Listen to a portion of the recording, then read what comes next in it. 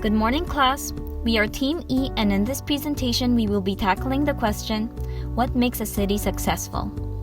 Is it the location, the resources, the people? Richard Florida attempts to answer this question in his study on cities and the creative class. A lot of evidence suggests that powerful economies increasingly take form around real concentrations of people and industries in real places. We see this in the examples of cities known for certain industries, such as the automotive industry in Detroit, the tech industry in Silicon Valley, the auto parts industry in Mexico, and even the garment district in New York City. So why do firms tend to cluster in certain areas? There are many explanations to this. It can be the tight physical linkages between related firms, the benefits of co-location, such as when the success of big players spill over to smaller players, and it can also be the concentration of talented people in certain areas. This brings us to the three theories that investigate this phenomenon. The social capital perspective by Robert Putnam suggests that regional economic growth is associated with tight-knit communities where people and firms form and share strong ties. However, Richard Florida's research debunked this theory. He found that strong ties become a barrier to shut out newcomers and retard innovation, and so people actually prefer weak ties to their community. Another theory is the human capital theory, where Edward Glaeser suggests that people are the motive force behind regional growth. And so, places with a greater number of talented people grow faster and are better able to attract even more talent. Richard Florida brings this even further through his creative capital perspective, where he introduces the concept of the creative class. These are the people who create meaningful forms for society, such as the scientists, the professors, poets and novelists, artists, entertainers, architects, and thought leaders. They are the people who are paid to create. In fact, they make up 30% of the US workforce. Florida asserts that these creative people are the ones that power regional economic growth, and these people actually prefer places that are innovative, diverse, and tolerant. We see his theory come to life in cities with large concentrations of the creative class, such as Washington, D.C., Boston, the Research Triangle, Austin, and San Francisco, which have become centers of innovation and tech in the United States. These creative centers attract people from the creative class, leading to more creative economic outcomes that power innovation and high-tech growth, which in turn increases regional vitality and creates more jobs. This fosters an environment with high-quality experience, diversity, and individual identity. Ultimately, this becomes a cycle for the city's growth. But that's not all. Richard Florida suggests that there is a formula to economic development, and these are the 3 T's. Technology, which is the function of innovations and high-tech concentrations in the region, talent, which are people with high levels of education, and tolerance, which is the environment of openness, inclusivity, and diversity. So how can we measure if a city is creative? Florida introduces 3 metrics. The first is the Melting Pot Index, which is the relationship between immigration and the high-tech industry. The second is the Gay Index, which is not only a great indicator of diversity, but also proves to be a good predictor of high-tech industry growth. And the third is the Bohemian Index, which is the number of writers, designers, musicians, actors, directors, painters, sculptors, photographers, and dancers in a region. So what does this mean for cities? We see cities are transitioning from places of work into centers of experience, lifestyle, amenities, and entertainment. Cities that plan their development with this in mind open up to possibilities of further economic development. So what about you? Have you experienced any relationship with your city's creative class and economic success? Okay, class, now it's time to see how Florida's concepts are applied in real life. Let's start with a theory he calls the Gay Index. According to the author, there are many different factors that explain why creative people are attracted to certain environments. Florida says that creative persons prefer to live in a place which is both tolerant and diverse. Such cities regularly attract individuals from a wide range of backgrounds. These kind of people are often the ones who power innovation and growth. After a look at the latest US Census, Richard Florida realized that cities that are welcoming to the LGBT community often develop powerful high-tech industries. Such is the case of San Francisco, a city referred as the gay Mecca since the 1970s. Over the last couple of years, this West Coast city has also been home to Silicon Valley, a global center for high technology and innovation. According to the author, homosexuality represents the last frontier of diversity in our society. Florida says that a place that welcomes the gay community welcomes all kinds of people. Richard Florida also mentions both the Bohemian and the Immigration Index to explain why creative people move to certain cities. Cities are also considered welcoming when they have a high percentage of immigration. New York is a living example of this theory, as it is a place with high percentages of immigration and an attractive spot for creative communities. Another real-life example of Florida's theories can be seen in Japan, where the local government, helped by UNESCO, have applied Florida's theories on what a creative city must look like. Kanazawa is a historical city which is also home to one-of-a-kind museums and cultural centers. The local Kanazawa government worked closely with Florida to make its cities more attractive to creative people. They changed their policies to welcome more immigration and embrace diversity as part of their culture. As a result, Kanazawa transformed from an almost forgotten city to one of the most touristic places in Japan with a thriving cultural activity. Now let's move to Florida's comparison of rural America versus creative cities. As a real-life example, we have chosen Erie, Pennsylvania, and New York City. The author mentions in his lecture that it might be easier for an outsider to find a job and feel more welcomed in New York City than it is in Erie. However, this small town in Pennsylvania has something that the Big Apple lacks: a sense of community. Florida explains that small cities may not attract creative people, but they have a strong sense of support for locals. And now, we would like to ask you if you think your hometown is attractive to creative people, and why.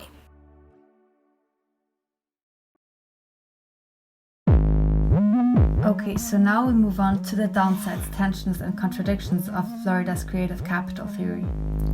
So again, Florida's creative capital theory hits on the idea that creative, young, and innovative people move to places that are open, hip, and tolerant, and that they in turn generate economic prosperity.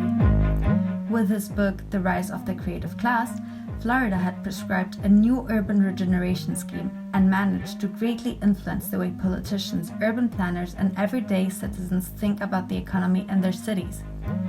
Eventually, we can say that his book turned into an entire movement where he stood as the rock star of regeneration. Fact is that 18 years on, it hasn't quite turned out as he planned. Although many cities that followed Florida's regeneration model indeed prospered, as we just saw in the previous real-life examples, there were yet many downsides, tensions, and contradictions on this theory, which question whether Richard Florida really deserves so much praise and devotion from urban leaders. Let's see some of these downsides, tensions, and contradictions. So first, rising inequality, gentrification, and the new urban crisis. The evidence that his theory had a double-edged downside was so obvious and indisputable that even Richard Florida himself came to admit it. So I think I underpredicted the urban revival, and I think I was quite shocked at how fast it came on, how big it was, and many of the challenges and divisions it brought with us. And so that's where I began to retrospect and introspect and say, oh my God, this urban revival that I was kind of rosy-eyed about, that I was very optimistic about, yes, it brought many good things. It helped many cities came back. It brought talented people, and it brought back many declining neighborhoods. But it was creating a new set of problems that I had not anticipated, and that I knew I needed to dig into and try to figure out. Florida tackles these unattended consequences of urban revival in his new book, The New Urban Crisis, published in 2017. The key points he covers there are how creative cities, who followed his regeneration model, are increasing inequality, deepening segregation, and failing the middle class, and what can be done to reverse this. I realized that this urbanism, winner-take-all urbanism, it was benefiting one group much more disproportionately than the other two. The very thing that is driving our economy forward is creating these divides. The divide reflects in the winner-take-all urbanism, a concept which describes the division of cities into winning cities like New York or San Francisco, and those who serve them, the losing cities like, for instance, Detroit, Memphis, or Milwaukee. This is caused by what Florida calls the New Great Migration, whereby creative centers import high-skilled creative class people, depriving their respective home cities from their talent, and export lower-skilled individuals. But the divide also exists at a smaller level inside those cities, where the creative class clustering increasingly segregates the rich from the rest. With exploding rent prices, low-income workers are ultimately forced out to the suburbs. What we observe in those creative centers is also a vanishing of the middle class, with the prosperous getting richer and richer and the poorer struggling more and more. So, these are the most direct and indisputable downsides of Florida's creative class theory, as assumed and analyzed by the author himself. But then, we also find further criticism on the theory's foundation itself. That leads us to the second point: effective and deceptive theory. Many critiques have argued that the creative capital theory itself was wrong, that it has not led to any economic prosperity, and that those cities that did prosper did so for other reasons.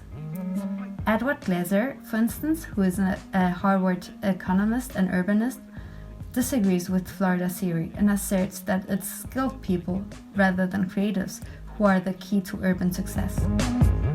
Similarly, the American writer Frank Burrs also claimed that what was missing was any actual proof that the presence of artists, gays and lesbians or immigrants was causing economic growth. Many accuse Florida of confusing the chicken and the egg. According to Burrs, bohemian types would not make a city successful. Rather, cities that are successful attract bohemian types. In this sense, what Burrs means is that correlation does not imply causation. What is more, in his theory, Richard Florida suggests that the creative industry is the ultimate key to achieve success, both at the urban and at the individual level.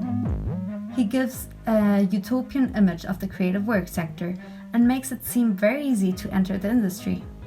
However, the truth is that getting a job in the creative industry is becoming increasingly complicated, facing an exploding demand and experiencing worsening employment conditions. Lastly, another questionable point, related more to the ethical aspect, is whether a city that sees economic prosperity at the expense of another and at the expense of some social groups can really be considered a prospering city. Is this winner-take-all urbanism truly an indicator of success? All these matters of criticism thus cast doubts on the validity of Richard Florida's theory on the creative class. Then, to finish on the downsides, a last point we'll see is the rise of a new type of workplace injury, the mental injury. This point is another one acknowledged and recognized by Florida himself.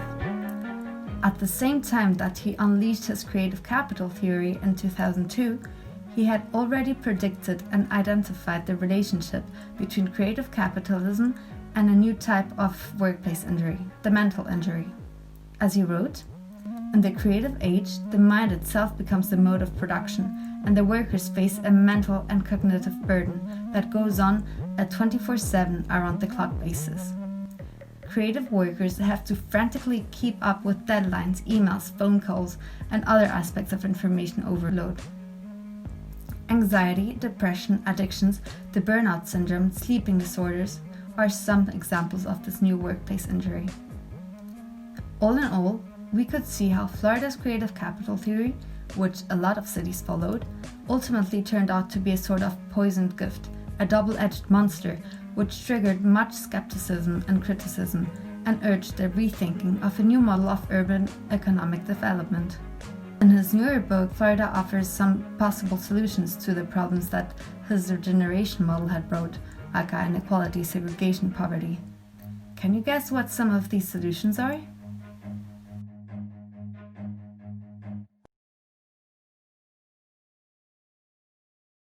From this part of the presentation, we're going to have two special guests. The first one is Dino Pati Jalal, former Indonesian ambassador to the United States. He was also Deputy Foreign Minister with more than 7 books published. In the other hand, we have Alfonso Begara, PhD in City and Regional Planning, degrees in Architecture, Economic, and Sociology. He's also been appointed as Honorary Consul General of Singapore in Madrid. Thank you for being here and being part of this class. What are the factors that contribute to a city's success? I'm going to start with Alfonso. Okay, thank you. I think this is the key issue to orientate urban policies. So we made ourselves in our Metrópoli Foundation in Spain the same question, and we try to develop a research about key factors of competitiveness of cities, key factors of success. And we discovered by analyzing more than 55 index.